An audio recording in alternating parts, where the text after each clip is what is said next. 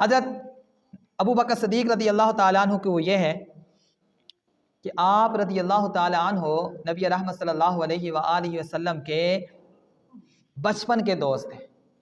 3 بندے تھے جن کی بچپن سے دوستی تھی، ایک سیدنا صدیق اکبر رضی اللہ تعالیٰ عنہ، دوسرے حضور رحمت عالم صلی اللہ علیہ وآلہ وسلم، اور تیسرے ابو سفیان بن الحارث۔ یہ تینوں بچپن سے دوست تھے، ان کی طبیعتیں ملتی تھیں، ان کے معاملات ملتے تھے، ان کے آپس میں دوستی تھی، یارانہ تھا۔ اب آقا علیہ السلام بچپن کے ان کے دوست ہیں، اور نبی رحمت صلی اللہ علیہ وسلم نے جب اعلان نبوت نہیں فرمایا تھا، اب اس سے پہلے ہر چیز کو، دنیا کی ہر چیز کو پتہ تھا کہ آپ اللہ کے نبی ہیں، پتھروں کو، جانداروں کو، درختوں کو، ہر چیز کو کہ آپ رحمت للعالمین ہیں۔ اور کیونکہ حضور نے فرمایا نا کہ کنت نبیا و آدم بین الماء والطین، کہ میں اس وقت بھی نبی تھا کہ جب آدم علیہ السلام مٹی اور پانی کے درمیان یعنی گارے میں تھے، اس وقت بھی میں نبی تھا۔ تو اعلان نبوت یعنی ثقلین، انسان اور جنوں کے علاوہ ہر چیز کو پتہ تھا کہ آپ اللہ کے نبی ہیں۔ تو جب نبی رحمت صلی اللہ علیہ وسلم نے اعلان فرمایا کہ میں اللہ کا نبی ہوں، تو سب سے پہلے جو اسلام لائے وہ سیدنا صدیق اکبر رضی اللہ تعالیٰ، اول من اسلم بالرجال سیدنا صدیق اکبر رضی اللہ تعالیٰ۔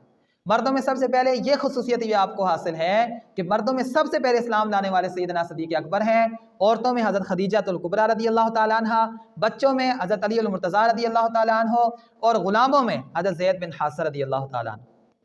تو دوسری خصوصیت آپ کی ہے۔ تیسری خصوصیت آپ کی یہ ہے کہ سب سے پہلے جو اسلام کے لیے خطبہ دیا ہے جہرن اور اعلانیہ طور پہ، وہ سیدنا صدیق اکبر رضی اللہ تعالیٰ عنہ نے دیا ہے۔ اور سب سے پہلے اسلام کے لیے جن کا خون بہا ہے وہ بھی سیدنا صدیق اکبر رضی اللہ تعالیٰ عنہ۔ جب مسلمانوں کی تعداد 19 ہو گئی تو انہوں نے ایک دن آقا علیہ السلام کے سامنے عرض کی، یا رسول اللہ صلی اللہ علیہ وسلم، میرا دل چاہتا ہے کہ آپ ہمارے آگے ہوں، ہم سارے آپ کے ساتھ ہوں۔ 18 مسلمان جو تھے، 19، تو مکہ شریف میں جائیں، وہاں پر آپ بیٹھیں اور میں اللہ کی توحید اور وحدانیت کو سب کے سامنے بیان کروں۔ نبی رحمت صلی اللہ علیہ وسلم نے ارشاد فرمایا کہ حالات ٹھیک نہیں ہیں، معاملات ٹھیک نہیں ہیں۔ یہ وہ دور ہے جو اسلام کی مغلوبیت کا دور تھا۔ عتبہ، شیبہ، ابو جہل اور یہ بڑے بڑے ظالم اس وقت موجود تھے، اسلام کو روکنے کی کوشش کر رہے تھے۔ یہ اس وقت کی بات ہے۔ انہوں نے کہا یا رسول اللہ، میرے دل کا ارمان ہے کہ میں اپنے رب کی نا حمد و ثنا سب لوگوں کے سامنے ایک دفعہ بیان کروں۔ آقا علیہ السلام نے جب یہ تڑپ دیکھی، حضور نے کہا ٹھیک ہے، حضور مان گئے۔ نبی رحمت صلی اللہ علیہ وسلم آگے ہوئے، ساتھ صحابہ بھی گئے، مسجد حرام کے اندر، مکہ شریف کے اندر مجلس لگی، آقا علیہ السلام بیٹھ گئے، سیدنا صدیق اکبر رضی اللہ تعالیٰ عنہ کھڑے اور اللہ کی حمد بیان کی، اللہ کی حمد و ثنا بیان کی، اسلام کے معاملات بیان کیے۔ تو کافر سب کے سب نا گروپ کی شکل میں غصہ ہو گئے کہ اس اسلام کو تو ہم خفیہ طور پہ برداشت نہیں کر رہے، اور آج یہ تو ظاہری طور پہ بھائی لوگوں کے سامنے بیان ہو رہا ہے۔ انہوں نے سیدنا صدیق اکبر رضی اللہ تعالیٰ عنہ پر حملہ کیا، سب نے مل کر۔ آپ رضی اللہ تعالیٰ عنہ کو انہوں نے اتنا مارا کہ مسجد حرام کے اندر کہ آپ بے ہوش ہو گئے اور پورے کپڑے آپ کے خون سے بھر گئے۔ صبح سے لے کے عصر تک بے ہوش رہے۔ عورتیں جمع ہو گئیں، گھر کے اندر رونا شروع کر دیا کہ بھائی تشریف لے گئے ہیں۔ اتنے سخت معاملات ہو گئے۔ نبی رحمت صلی اللہ علیہ وسلم اور آپ کے ساتھ جو 18 صحابی تھے، وہ آپ سارے کے سارے ایک جگہ جمع ہیں اور غمگین ہیں اس حالت میں۔ تو عصر کے وقت آپ کی والدہ محترمہ نے آپ کے لیے نا تھوڑا سا حلوہ بنایا میٹھا، کہ جیسے ہی آپ کو ہوش آئے گا تو آپ کو حلوہ کھلاؤں گی۔ عصر کے وقت جب آپ کو ہوش آیا تو آپ نے حیرانگی میں ادھر ادھر دیکھا، اپنی آنکھیں کھول کے دیکھی اور سوچا کہ جس وقت مجھ پر حملہ ہوا تھا رسول اللہ صلی اللہ علیہ وسلم میرے پاس تھے، میرے ساتھ تھے، تو ایک دم غم لاحق ہوا کہ شاید حضور پر بھی کسی نے حملہ کیا ہوگا۔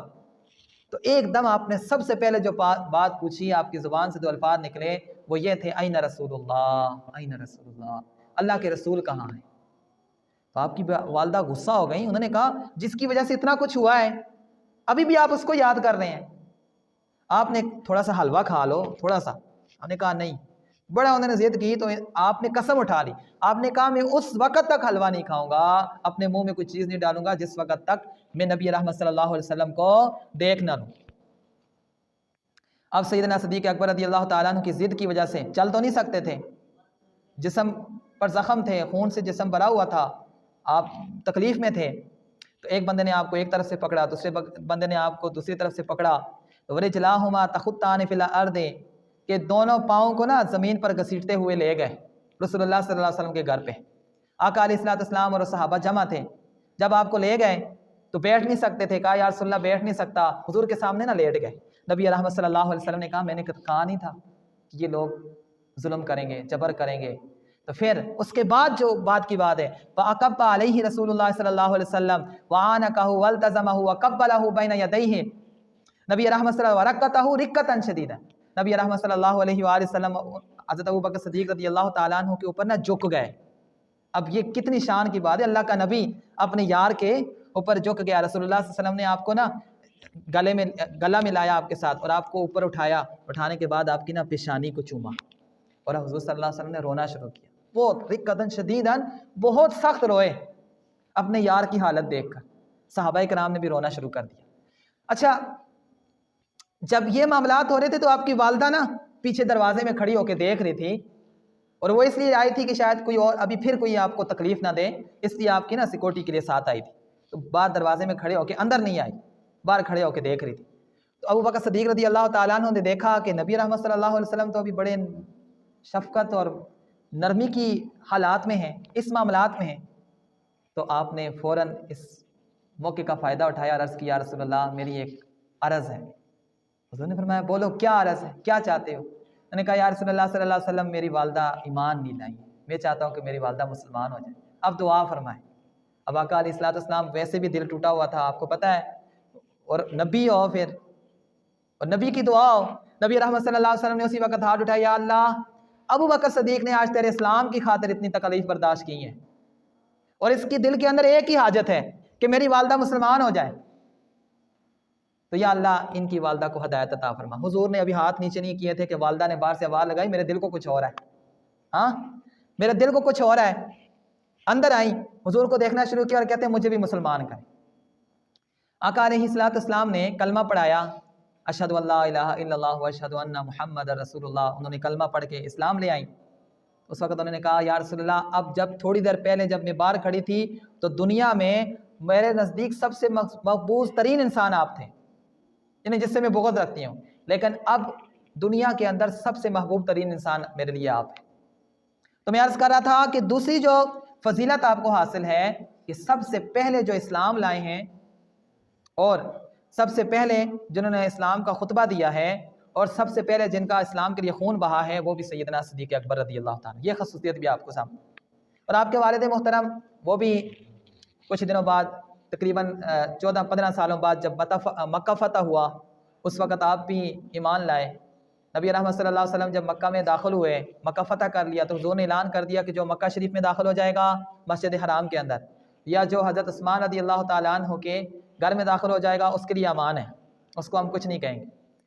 تو حضرت ابو قحافہ ابو بکر صدیق رضی اللہ تعالیٰ عنہ کے والد محترم ایمان نہیں لائے تھے، یہ فتح مکہ کے موقع پر ایمان لائے، تو وہ حضرت عثمان رضی اللہ تعالیٰ عنہ کے گھر میں داخل ہو گئے۔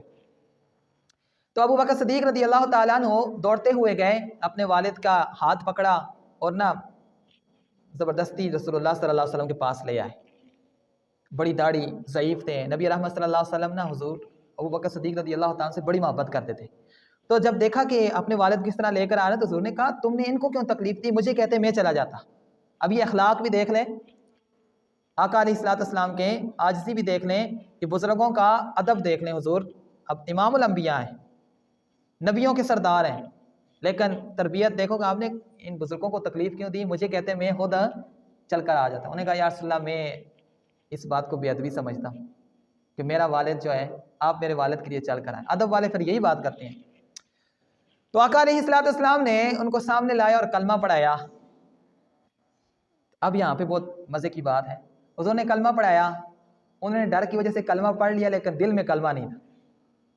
اب قربان جاؤں آپ کی فراست پر، آپ کی نظر پر، آپ کے شرح صدر پر، آپ کی نظر جو آپ دیکھ لیتے تھے۔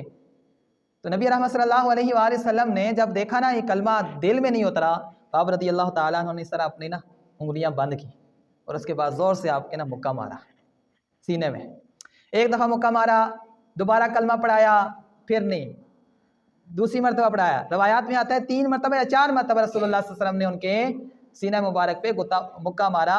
तो जब मुक्के का असर हुआ तो फिर दिल से कलमा पढ़ा, अशहदु अल्ला इलाहा इल्लल्लाह व अशहदु अन्ना मुहम्मद रसूलुल्लाह। आपने देखा होगा मशाइख नक्शबंदिया, खासकर ये नक्शबंदी सिलसिले वाले, जब मुरीद को जिक्र देते हैं तो उंगली लगाते हैं या मुक्का मारते हैं सीने में। तो ये अहादीस से साबित है। नबी रहमत सल्लल्लाहु अलैहि वसल्लम ने 11 सहाबी ऐसे हैं जिनको रसूलुल्लाह सल्लल्लाहु अलैहि वसल्लम ने सीने पे मुक्का भी मारा है तरबियत करते हुए, और कुछ सहाबा की उंगलियां भी रखी हैं।